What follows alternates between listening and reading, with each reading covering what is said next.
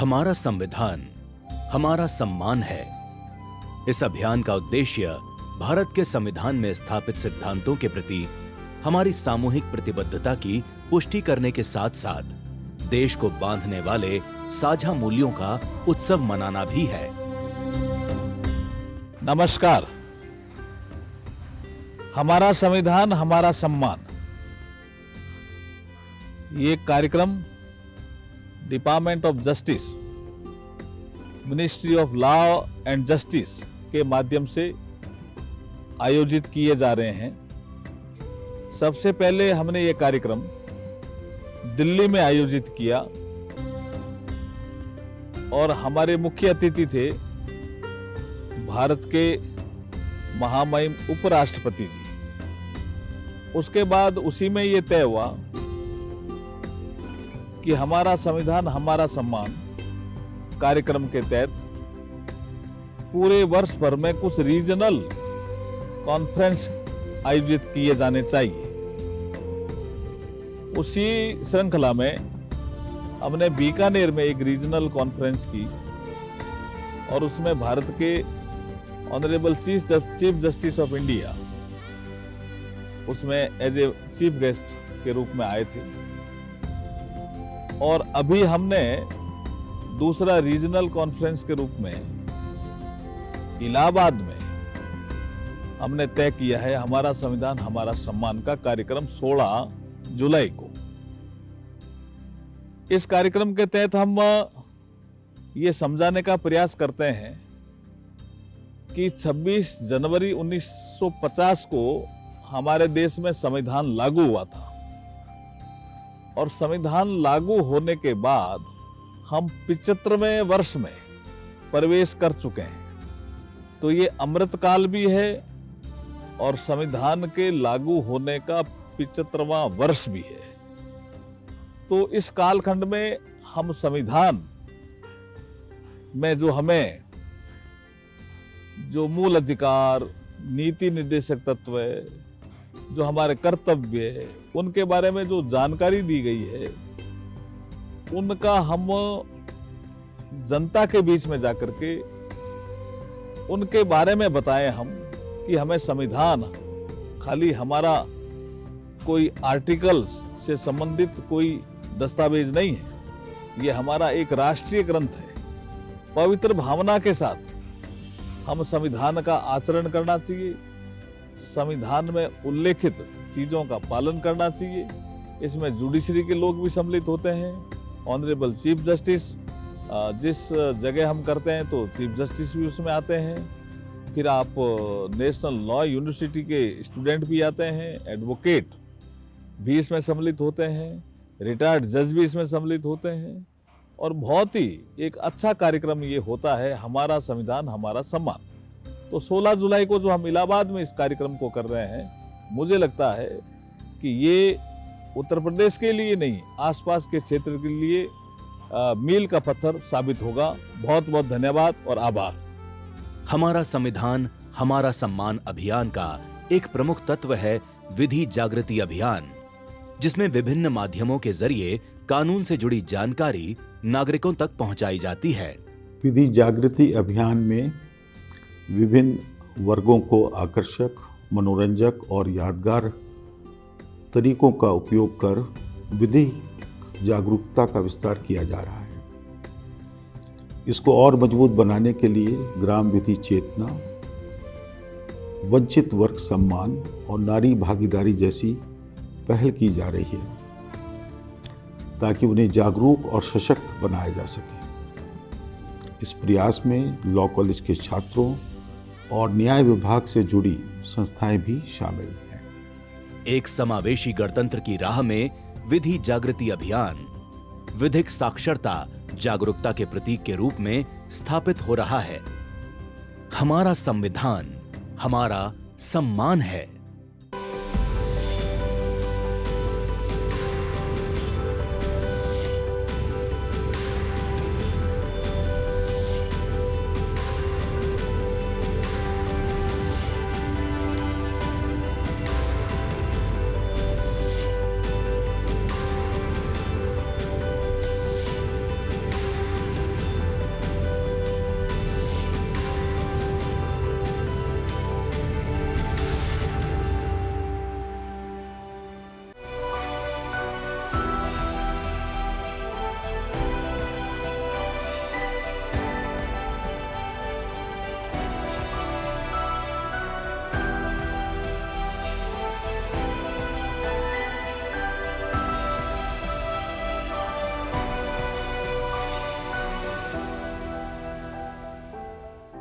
नमस्कार। इस बहुत ही विशेष कार्यक्रम में आप सभी दर्शकों का बहुत बहुत स्वागत है। मैं हूं असीम मिश्रा और आज हम इस कार्यक्रम में बात करेंगे न्याय तक हॉलिस्टिक यानी कि समग्र पहुंच की। दरअसल भारत सरकार ने गवर्नमेंट ऑफ इंडिया के न्याय विभाग ने 5 वर्ष यानी कि वो 2021 से लेकर 2026 की अवधि के लिए न्याय तक समग्र पहुंच के लिए अभिनव समाधान तैयार करना यानी कि दिशा शीर्षक के तहत एक योजना की शुरुआत की है। और इसका जो मकसद है, जो इसका उद्देश्य है, वो सामाजिक, आर्थिक, उम्र, लिंग, दिव्यांगता, जाति और धर्म के आधार पर हो रहे किसी भी तरह के भेदभाव के खिलाफ उन्हें जागरूक करना है। जी हाँ, ये बहुत ही महत्वपूर्ण कार्यक्रम है और खासकर उन लोगों के लिए न्याय प्राप्त करना है, जैसा कि प्रस्तावना है भारत के जो संविधान है उसके प्रस्तावना में, और भारत के संविधान के अनुच्छेद 39 क की बात की जाए, 39A की बात की जाए, 14 की बात की जाए, 21 की बात की जाए, इसके तहत जो उनको अधिकार दिए गए हैं इसकी रक्षा करना। तो आज के अंक में हम बात करेंगे बच्चों की, महिलाओं की, दिव्यांगजनों की, अनुसूचित जाति और जनजाति की, ट्रांसजेंडरों की और साथ ही साथ वरिष्ठ नागरिकों के अधिकारों की, ताकि वो भी संविधान और कानून के तहत मिले जो उनको अधिकार हैं उनका वो उपयोग कर सकें और देश के निर्माण में अपनी भूमिका अदा कर सकें। तो इस कार्यक्रम में बातचीत करने के लिए, चर्चा करने के लिए इस वक्त हमारे साथ 2 बहुत ही खास मेहमान हमारे साथ मौजूद हैं। हमारे साथ हैं डीवी सिंह जी, जो कि रिटायर्ड जिला जज हैं। सर, आपका बहुत बहुत स्वागत है इस कार्यक्रम में। और साथ ही साथ हमारे साथ दूसरे खास मेहमान हैं एडवोकेट शीला अश्विनी जी, जो कि दिल्ली और चंडीगढ़ हाई कोर्ट में कार्यरत हैं, एडवोकेट हैं। आप दोनों ही मेहमानों का बहुत बहुत स्वागत है। शुरुआत मैं सबसे पहले शीला जी आप ही से करना चाहूँगा और सबसे मेरा पहला सवाल तो यही रहेगा कि जिस तरह से विधि डिपार्टमेंट, जो न्याय डिपार्टमेंट है, जस्टिस डिपार्टमेंट है सरकार का, उसने इन तमाम लोगों के लिए इसकी शुरुआत की है, दिशा कार्यक्रम की शुरुआत की है। आम लोगों की समझ के लिए आप अगर बता सके कि ये कार्यक्रम है क्या, दिशा कार्यक्रम, और इसके कंपोनेंट्स क्या हैं, किस तरह से ये जो वंचित तबके के लोग हैं उनके लिए फायदेमंद साबित है। जी सर, जब मिनिस्ट्री लॉ एंड जस्टिस से उन्होंने अप्रोच किया लोकसभा को कि आप एक दिशा स्कीम बनाइए एक, तो फिर हमारी दिशा स्कीम लॉन्च की गई और ये हमारे 5 साल के लिए है, 2021 से लेकर 26 तक। दिशा स्कीम आखिर है क्या, इसका फुल फॉर्म क्या है दिशा का? Designing innovative solution for holistic access to justice, यानी मेन टारगेट है कि जो हमारे वीकर सेक्शन है या फिर वीमेन है, ये चाइल्ड है, इनको जस्टिस कैसे मिले, ये एक्सेस टू जस्टिस तक कैसे पहुँचे वहाँ पे, इसके बारे में बताया गया है। इसके जो कंपोनेंट्स है हमारे 4 हैं, जैसे टैली लॉ है हमारा। टैली लॉ क्या कहता है? ये हमारा टैली लॉ ये है कि प्री लिटिगेशन, कि आप लिटिगेशन में गए नहीं हो, कोर्ट गए नहीं हो, प्री लिटिगेशन आप कैसे अपने जो प्रॉब्लम से कैसे आप उसको सॉल्व कर सकते हैं। इसमें एक आपको इस टैली लॉ के थ्रू एक एडवोकेट का पैनल होता है, उसके साथ जोड़ा जाता है। कॉन्स्टिट्यूशन जो ऑफ इंडिया है हमारा, उसके अंदर आप देखेंगे आर्टिकल 14, 21 हमारे फंडामेंटल राइट्स हैं कि आपके फंडामेंटल राइट्स आखिर है क्या, उन्हें बताना, उनको लीगल एड प्रोवाइड करना कि आपकी ये प्रॉब्लम है, आप इस तरह कोर्ट में अप्रोच कर सकते हैं। सरकार ने हमारे कॉमन सर्विस सेंटर बनाए गए हैं जो हमारे पंचायती राज स्तर से ही कनेक्टेड हैं, ठीक है। तो वहाँ पे आप जाके अपनी प्रॉब्लम सॉल्व कर सकते हैं, बात कर सकते हैं। आपका एक न्याय मित्र है आपका, और आपका लीगल अवेयरनेस है, ये बताया गया। लीगल अवेयरनेस आप कैसे बताओगे? जैसे कि मैं आपको बता रही हूँ, आप सरकार अपने कैंप पे लगाती हैं, टीवी के माध्यम से, रेडियो के माध्यम से, सोशल मीडिया के माध्यम से लीगल अवेयरनेस बताई जाती है। जैसे कि हमारा एक न्याय बंधु है, न्याय बंधु एक ऐप है, इसके अंदर भी जो एडवोकेट्स हैं या जिनको लॉ की नॉलेज होती है वो फ्री अपनी एडवाइस देना चाहते हैं लोगों को जिन्हें अपने राइट्स के बारे में नहीं पता। तो इस तरह दिशा स्कीम के अंदर ये प्रावधान रखे गए हैं। चाहे वो टेलीलॉ की बात हो या जी, न्याय मित्र, आपके न्याय मित्र हैं कोर्ट के अंदर। हमारी कितने पेंडिंग केस है हमारे, तो वहाँ पे एक कोर्ट फ्रेंड रखा गया है, न्याय मित्र, जो लोगों को बताएंगे कि आप अपना इस तरह अपना केस कीजिए, ठीक है। केस को पेंडिंग जो कोर्ट में केसेस है उनको ख़त्म करना, इस तरह का दिशा स्कीम बनाया गया है। ये हमारे वीमेन और चाइल्ड के लिए है कि उनके क्या क्या राइट्स हैं। डीवी सर, ये भी काफ़ी महत्वपूर्ण है कि जो वंचित तबके के जो लोग हैं समाज में, चाहे वो एससी कम्युनिटी की बात की जाए, एसटी कम्युनिटी की बात की जाए, जो वुमेन्स हैं, जो बच्चे हैं, कई बार इनके साथ जब कुछ इस तरह के काम होते हैं जो कि एक्सेप्टेबल नहीं है, ये अपने राइट्स को लेकर, ये अपने अधिकारों को लेकर कहाँ जाएं? और इस दिशा कार्यक्रम के तहत सरकार ने चाहा कि सबको वो जस्टिस मिले, तो ऐसे में इन लोगों के लिए क्या कुछ प्रावधान किए गए हैं कानून के तहत? देखिए, पहले तो जो डिपार्टमेंट ऑफ जस्टिस को मैं अप्रिशिएट दूंगा, उनका धन्यवाद कहूँगा, जी क्योंकि उन्होंने इस तरह की जो ये स्कीम चलाई, जी योजना चलाई है, वो वीकर सेक्शन के लिए बहुत महत्वपूर्ण है। क्योंकि इसमें जैसे टैली लॉ है, आपका न्याय बंधु है, तो इन सब चीज़ों से अवेयरनेस होगी, यानी प्रो बॉन्ड लीगल सर्विस और प्री लिटिगेशन, यानी लिटिगेशन में जाने से पहले हमको लीगल अवेयरनेस प्रोग्राम के द्वारा वो सब चीज़ों की जानकारी होगी। अब वो कोई भी सेक्शन हो सकता है, वीकर सेक्शन में SC/ST भी है, आपका वोमेन को मानेंगे, बिल्कुल, और चिल्ड्रन के भी राइट को प्रोटेक्ट करना है। तो क्रिमिनल जस्टिस सिस्टम में जैसे अभी 1 जुलाई 2024 से ये लॉ इनेक्ट हुआ, बिल्कुल, तो उसमें भी उनके अधिकारों को और प्रिविलेज दिया गया है। दूसरा कि वो बच्चे जो नाबालिग हैं उनके लिए, और जो वीमेन है उनके लिए, और above 60 years of age, okay, ऐसे senior किसी citizens। ऐसे किसी भी सिटीजन को जो अबाउ 60 ईयर्स एज है या वीमेन है, चिल्ड्रन है, उनको थाने में जाने की जरूरत नहीं है। अपनी बात जो है ऑडियो वीडियो के माध्यम से कह सकते हैं, और EFIR भी उनकी दर्ज हो जाएगी। अब हम उस पर आते हैं आपका SC और ST के मामले में। ठीक, ये जो एक्ट है वो 1986 में बना और 1989 में इसको इनेक्टमेंट हुआ। उसके बाद में 2018 में ये जो गवर्नमेंट है उसने उसमें एक अमेंडमेंट के द्वारा बहुत बड़ा परिवर्तन किया।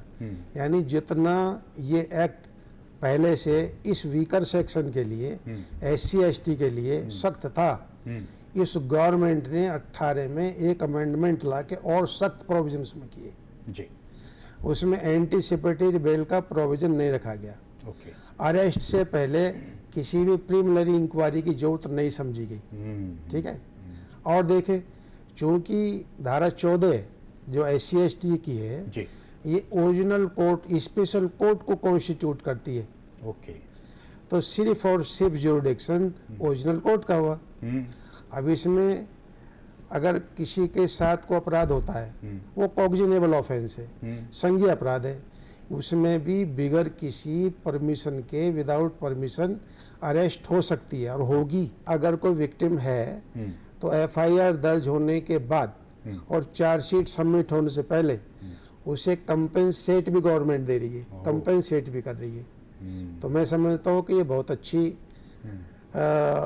दिशा में, जो इसके अलावा जो टेली लॉ लाया जा रहा है उसके माध्यम से हम वंचित लोगों पे अपनी बात कैसे पहुंचाएं, और जो न्याय बंधु है जिसमें प्रो बॉन्ड लीगल सर्विसेज है, उस तक, उस वीकर सेक्शन को, या जो लोग मार्जिनलाइज हाशिए पे हैं, उनको हम legal literacy, legal awareness program के द्वारा किस तरह से गवर्नमेंट के द्वारा जो महत्वपूर्ण योजनाएं चलाई जा रही हैं, कोई इस तरह से वंचित न रह जाए, चाहे वो SC/ST का है, चाहे वुमेन है, चाहे चाइल्ड है, और चाहे डिसेबल्ड पर्सन है, उनके लिए भी लॉ बनाया गया। जो डिसेबल्ड पर्सन है, जो अबाउ 60 ईयर्स ऑफ एज है, उनके भी बड़े कानूनी अधिकार हैं। अभी मेंटेनेंस प्रोटेक्शन स्कीम 2007 आई कि उनके लिए जो 60 साल से ऊपर की एज कर चुके हैं, क्योंकि इंडिया में रेशो बढ़ता चला जा रहा है, टोटल पॉपुलेशन का 1/4 सीनियर सिटीजन मैं समझता हो गए। बिल्कुल है। तो उनके लिए है, उनको मेंटेनेंस के लिए, उनकी हेल्थ केयर करने के लिए, तो ये सब चीज के लिए भी गवर्नमेंट अवेयर है। बिल्कुल। अब यही मेरा सवाल था शीला जी की, जैसा कि उन्होंने बहुत डिटेल में बताया, ये जो अधिकार है, ये जो राइट्स हैं, कानूनी राइट्स जो लोगों को दिए हैं, इस कार्यक्रम का मकसद भी हमारा यही है कि जो वंचित तबके के जो लोग हैं, जो महिलाएं हैं, जो बच्चे हैं, उन तक सरकार ने क्या कुछ प्रावधान किए हैं ताकि उनको न्याय तक पहुंच मिल सके। ये चूंकि आप न्याय से जुड़ी हुई महिला हैं, लगता है कि ये कदम जो है सरकार की तरफ से बहुत ही महत्वपूर्ण कदम है। जी सर, महत्वपूर्ण कदम है जो सरकार ने ये स्कीम बनाई है। यही हमारी स्कीम जो न्यू क्रिमिनल लॉज है उसमें भी आपको देखने को मिलेगी, है ना। जैसे कि डीवी एक्ट है हमारा, डीवी एक्ट के अंदर विमेंस के बारे में बताया गया, डोमेस्टिक वायलेंस एक्ट। तो उसके अंदर महिलाओं के साथ जो अपराध होते हैं वो बताया गया है कि अपनी शिकायत अपनी कोर्ट में जो नियरेस्ट मजिस्ट्रेट है उनके पास वो कर सकती हैं या किसी थाने में कर सकते हैं। तो उसमें भी उनके महिलाओं के राइट्स बताए गए हैं डोमेस्टिक वायलेंस एक्ट में। अब जैसे बच्चों के लिए है, बच्चों के लिए आप आर्टिकल 23, 24 देखेंगे जिसमें ह्यूमन चाइल्ड ट्रैफिकिंग है, या फिर 14 साल से कम के बच्चे हैं उनसे वो हैजर्डस कंपनी या माइन फैक्ट्री में काम करवाते हैं। तो उसके लिए प्रावधान गवर्नमेंट ने कड़े कर रखे हैं कि आप उनके साथ, बच्चों के साथ ऐसे का फैक्ट्री में काम नहीं करा सकते हैं। तो क्योंकि हमारा जो देश है वो डिपेंड है बच्चों के ऊपर। जो तो देश भविष्य है हमारा, अगर हमारा प्रेजेंट सिक्योर नहीं होगा तो भविष्य कैसे हमारा सिक्योर होगा। तो बच्चों को सिक्योर करना बहुत ज़रूरी है। आर्टिकल 14 है हमारा जो बात करता है इक्वलिटी बिफोर ऑफ लॉ। चाहे गरीब हो, अमीर हो, मेल हो, फीमेल हो, ट्रांसजेंडर हो, सबको इक्वलिटी है, सबको राइट्स बराबर है। लेकिन फिर भी हमारा जो आर्टिकल 15 क्लॉज 3 है कॉन्स्टिट्यूशन ऑफ इंडिया, वो ये स्टेट गवर्नमेंट को प्रोवाइड कराता है कि आप विमेन और चाइल्ड के लिए स्पेशल प्रोविजन बना सकते हैं। ये प्रावधान हमें कॉन्स्टिट्यूशन ही देता है। लॉ कैसे बनाना है, जुडिशरी कैसे अप्लाई करना है, जुडिशरी के फंक्शंस क्या है, या फिर लेजिस्लेचर, एग्जीक्यूटिव है, इनके फंक्शन क्या है, ये हमारे कॉन्स्टिट्यूशन इंडिया ही प्रोवाइड करता है ये।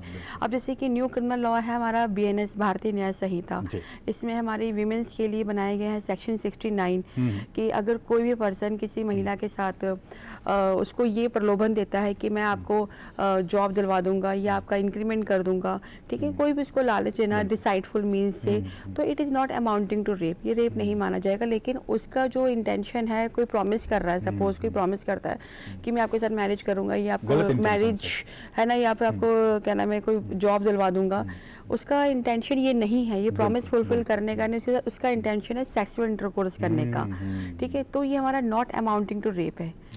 ऑफेंस महिला के क्या नाम है अगेंस्ट टू महिला के लिए प्रावधान बनाया गया है और इसके अंदर पनिशमेंट है मे एक्सटेंड टू 10 इयर्स तक जा सकती है। तो ये कुछ बहुत महत्वपूर्ण बातें आप कह रही हैं। और ये बातें इसलिए भी जानना जरूरी है हमारे दर्शकों के लिए कि देखिए सरकार आपको न्याय पहुंचाने के लिए लगातार काम कर रही है और ये जो दिशा कार्यक्रम है वो इसी के तहत ये है कि आप अपने अधिकारों को जान सके, अपने अधिकारों को समझ सकें और जो न्याय तक जो पहुंच है वो आपको मिल सके। इसके लिए सरकार बहुत ही गंभीर है। हम इस पे और भी चर्चा करेंगे। हमारे साथ दोनों खास मेहमान बने हुए हैं, चूंकि इसके और भी कंपोनेंट्स हैं, उसके क्या कुछ इंप्लीकेशंस होंगे और इसका इंपैक्ट हमारी आपकी जिंदगी पर क्या कुछ पड़ेगा, इस पर चर्चा करेंगे। लेकिन उससे पहले रुकेंगे बहुत ही छोटे से ब्रेक के लिए। आप देखते रहिए DD न्यूज।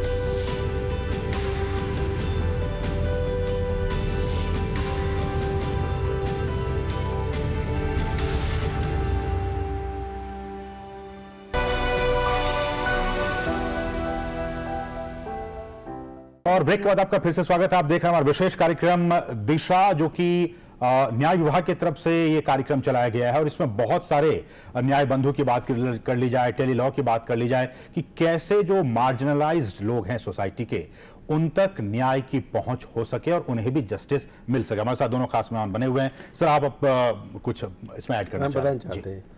अभी जैसे शीला जी ने आपसे बताया जी, तो उसे थोड़ा सा आगे बढ़ा के जी बिल्कुल, जो बहुत महत्वपूर्ण है, जो इस गवर्नमेंट ने जो डिसेबिलिटी एक्ट है वो 2016 में बना और 17 में उसका इनेक्टमेंट हुआ। अब इसकी खूबसूरती देखिए, करीब जो सेंट्रल गवर्नमेंट का जो अप्रोच है और जो उसकी डेफिनेशन के अकॉर्डिंगली है, 21 तरह की डिसेबिलिटी हो सकती है। 21 तरह की हो सकती है। और ये डिसेबिलिटी का स्कोप बढ़ाए जाने के लिए ये भी सेंट्रल गवर्नमेंट के ही परव्यू में आता है, ओके। उसके एम्बिट में आता है। हम जैसे आपका एसिड अटैक सबसे बड़ा है, ठीक है ना, बिल्कुल बिल्कुल। और परमानेंट है, आपका टेम्परेरी है, और डीफ है, डम है, हार्ड हियरिंग है। इस तरह से 21 तरह की डिसेबिलिटी है। ओके। तो जो डिसेबल्ड पर्सन है उसके लिए गवर्नमेंट की सबसे महत्वपूर्ण योजना क्या है? अभी जैसे ऑनरेबल मोदी जी गवर्नमेंट ने जो विकलांग बोलते थे पहले उनको दिव्यांग बोल दिया गया, बिल्कुल। उनको भी सम्मान दिया गया है। बिल्कुल। तो उनको अगर कोई इंटेंशनली आप तंग और परेशान को सीधी हिंद भाषा में कहें, ये चाहे वो सेक्सुअली हो, तो ये भी ऑफेंस है। हाँ ऑफेंस है, वर्बली हो, इमोशनली हो, इस तरह से अगर करेगा तो ही शैल बी पनिश्ड। ठीक है, पहली मर्तबा में 6 महीने से लेके जी सजा भी है और 10,000 तक का फाइन भी है। ओके। और सब्सिक्वेंटली अगर करता है तो 2 साल तक की सजा है और 50,000 तक का जुर्माने का है। प्रावधान है। तो उसी तरह से उसकी डिग्री बढ़ाते चले गए। बिल्कुल। जो डिसेबल्ड पर्सन है, चूंकि ह्यूमन ग्राउंड पे भी अगर आप देखें, हम सबका बड़ा फर्ज बन जाता है कि उनको समाज में इस आधार पे डिस्क्रिमिनेट ना किया जाए, बिल्कुल, कोई भेदभाव ना किया कोई जाए। भेदभाव ना किया जाए, क्योंकि जब कोई भेदभाव होगा डिस्क्रिमिनेशन होगा। तो उनको ये गवर्नमेंट की भी एक जिम्मेदारी रखी गई है जी। कि जो दिव्यांग पर्सन है, जो डिसेबल्ड है किसी तरह का, उनको चाहे भी समान ऐसे अवसर का, मिले, उनके साथ ये कोई गवर्नमेंट भेदभाव की ना। जिम्मेदारी है कि उनको आम लोगों की तरह से ट्रीट किया जाए। उसी तरह से ट्रीट किया जाए, जी। उनको वही मान सम्मान दिलाया जाए। समय की कमी है, लेकिन शीला जी नहीं, इसमें एक चीज और बताना चाहेंगे, 6 साल से लेके 14 साल तक के बच्चों के लिए वो फ्री आपके एजुकेशन का भी है, ठीक है, और आपका एजुकेशन में भी और सर्विस में भी 4% से लेके 5% तक का उनको रिजर्वेशन भी रिजर्वेशन है। दिया गया। वो इसीलिए किया गया ताकि उनके हितों को प्रोटेक्ट किया जा सके।